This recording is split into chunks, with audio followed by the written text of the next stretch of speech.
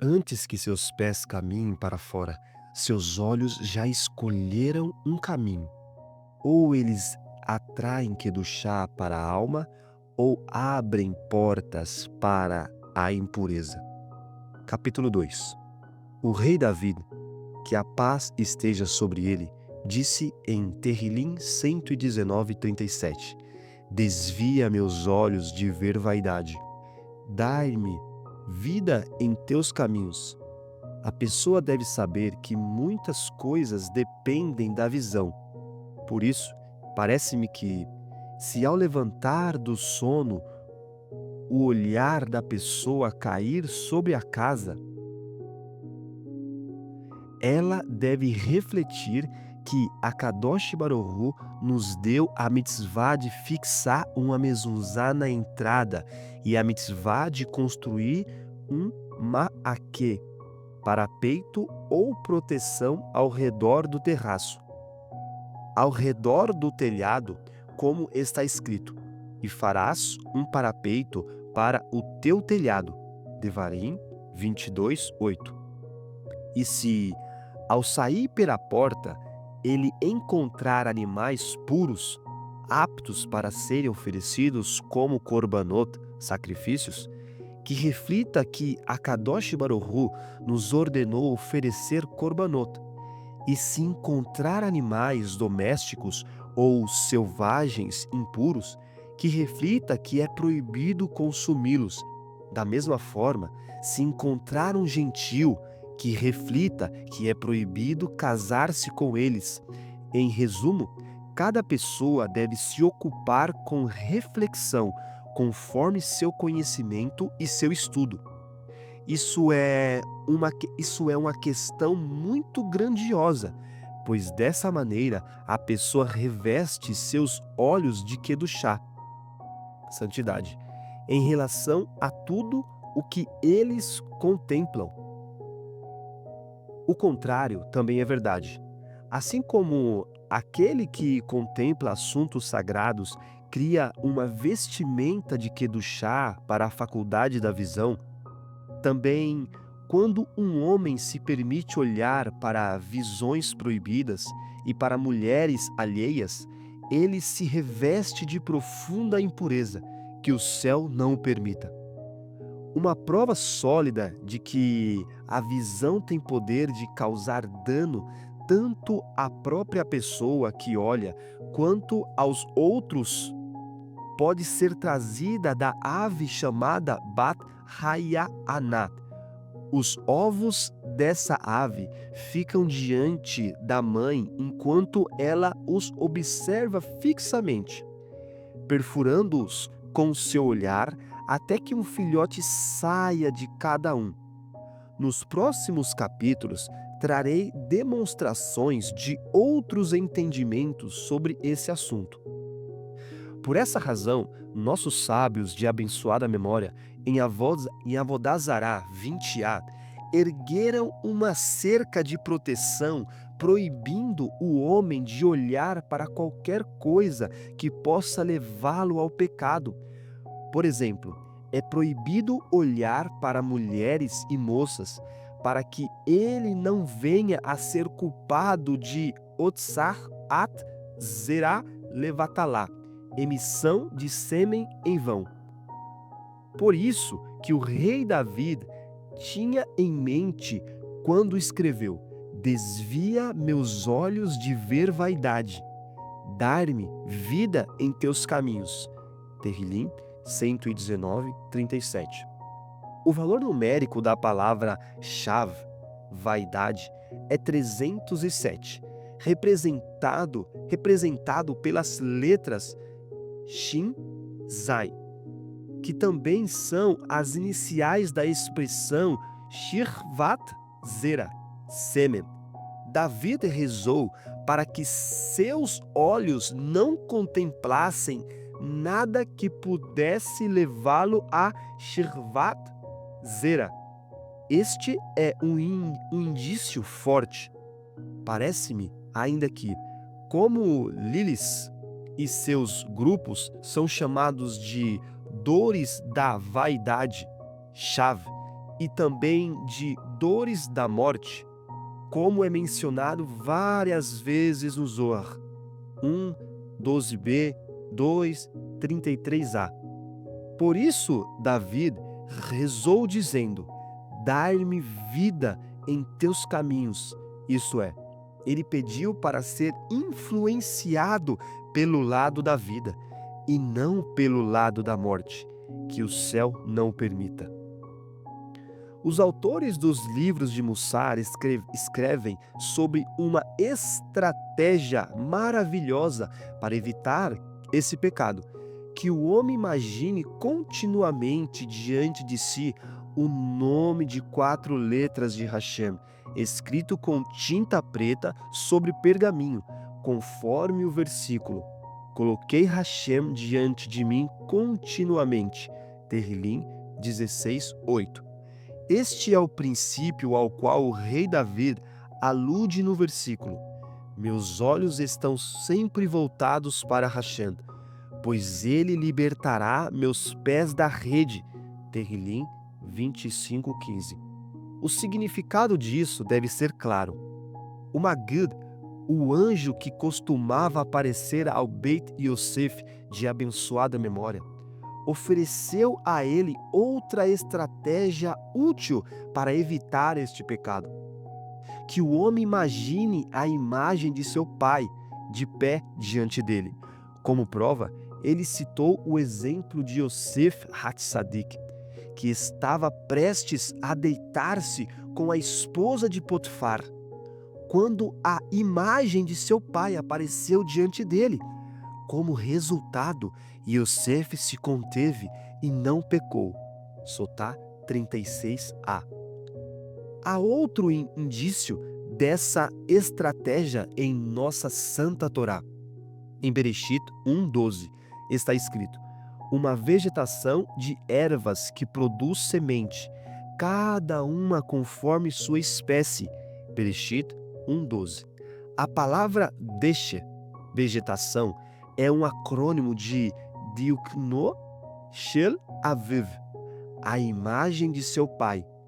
Assim, essa é a erva medicinal para garantir que o homem emita a semente apenas conforme sua espécie e que nada seja derramado em vão.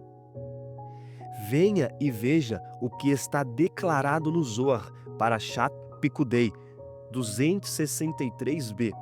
Lá é contado sobre um anjo chamado Patos, que seduz Mefatê, os homens, a olhar e examinar aquilo que não lhe é necessário, de maneira adúltera e licenciosa. Depois que o homem morre e é enterrado no túmulo, esse anjo vem e devolve-lhe a alma. Depois, o segura com crueldade, quebra as cavidades de seus olhos e arranca seus olhos. Mais tarde, o homem é sentenciado a terríveis aflições, então é rebaixado a um poço cheio de cobras e escorpiões, que o atacam e executam sobre ele julgamentos terríveis. Que o céu nos poupe. O Santuari, Zerz Livrahá, discute uma pequena ave mencionada na Torá, Devarim 14:13, chamada Ra'á. Literalmente, ela viu que é capaz de enxergar grandes distâncias. Os sábios dizem que ela recebeu esse nome porque vê de longe e usa sua visão para se envolver em licenciosidade. Rolim 63b. Portanto, acrescenta o Ari: a punição de um homem que olha para mulheres é que sua alma seja reencarnada na forma dessa ave, medida por medida, o que causa grande sofrimento à alma. Você deve saber que todo pecado é provocado por um antecedente por um antecedente e uma causa. Neste caso, também há um antecedente e uma causa que levam o homem a olhar para mulheres proibidas.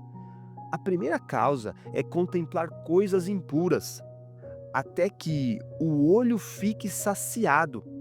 Embora seja permitido olhar para criaturas estranhas, vindas de terras distantes, pelas quais os sábios até instituíram uma bênção. Bendito é aquele que diversifica as criaturas. Ainda assim, a pessoa não deve saciar o olho olhando para elas, mas apenas lançar sobre elas um olhar passageiro, pois o olho é composto de 4 cores: o branco, o aro escuro ao redor da íris, a cor da íris e o preto da pupila, correspondentes às 4 letras do nome divino. Ticunim 70, 128a. Quando o homem lança seu olhar sobre criaturas impuras, ele atrai sobre si o espírito impuro que paira sobre elas. Isso, mais tarde, faz com que ele olhe para coisas piores, que então o levam ao pecado. Por essa razão, os sábios advertiram que um homem não deve sequer olhar para sua própria esposa quando ela está nidá, estado alárrico da mulher durante o período menstrual e antes da purificação. Porque a impureza paira sobre a mulher enquanto ela está em seu fluxo menstrual. E, por meio do olhar, ele atrai para si, fazendo-a aderir aos seus olhos. A prova disso é que, quando uma nidá olha fixamente para um espelho novo, sua visão produz uma mancha no vidro que jamais pode ser removida. Pela mesma razão, os sábios proibiram olhar para o rosto de um perverso. Em vez disso, o homem deve acostumar-se a olhar para coisas sagradas. Desta forma, ele atrai Kedushá sobre si, preenchendo as 4 cores de seus olhos com grandes iluminações. Também é benéfico para o homem contemplar os céus, a fim de observar as obras de Hashem, bendito seja ele. Está escrito no Santo Zohar, introdução 1b, Rabi Elazar, filho de Rabi Shimon Bar Yochai, disse: certo dia eu estava à beira do mar, quando Eliarro veio e me disse: Rabi, sabes o significado do que está escrito? Levantai os vossos olhos ao alto e vede. Quem criou estes? Yeshaiau 40:26. Eu disse-lhes: estes são os céus e seus exércitos, as obras de Hakadosh Baruch, pois é dever dos seres humanos contemplá-lo e bendizê-los, como está escrito: quando contemplo os teus céus, obra de teus dedos, a lua e as estrelas que tu estabelecestes. Terrilim 8:4. Em seguida está escrito: Hashem, nosso mestre, quão poderoso é o teu nome em toda a terra. Terrilim 8:10. De fato, os meticulosos costumam olhar para os céus ao anoitecer, assim que as estrelas começam a brilhar, e recitar: quão numerosos são as tuas obras, Hashem. Terrilim 104:24. A pessoa deve ser especialmente zelosa em olhar para o céu quando o sol começa a brilhar e a sair em sua força, Shoftim 5:31. Pois, naquele momento, o lado do mal, os seres impuros e as forças do julgamento rigoroso são despertados pela intensidade do sol. O mesmo se aplica quando a lua começa a brilhar. Isso ocorre porque o lado do mal não pode aparecer à luz da lua. Por isso, seus agentes que flutuam pelo mundo com grande força refugiam-se na sombra da lua. Sobre isso foi escrito: o sol não te ferirá de dia, nem a lua de noite. Terrilim 121:6. A pessoa deve ter isso em mente ao recitar a oração da manhã. Aquele que forma a luz, que ilumina a terra e seus habitantes com misericórdia, isso é, ele faz os luminares brilharem com misericórdia, para que nenhum judeu sofra dano por causa da luz deles.